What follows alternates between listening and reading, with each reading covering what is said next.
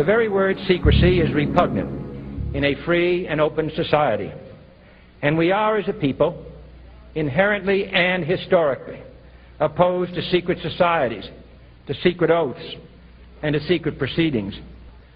For we are opposed around the world by a monolithic and ruthless conspiracy that relies primarily on covert means for expanding its sphere of influence, on infiltration instead of invasion, on subversion instead of elections, on intimidation instead of free choice.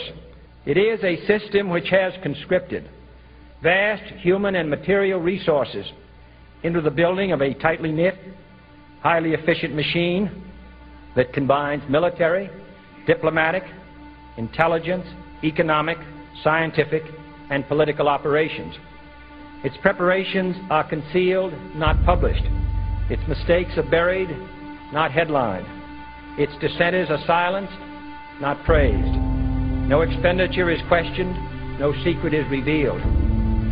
That is why the Athenian lawmaker Solon decreed it a crime for any citizen to shrink from controversy.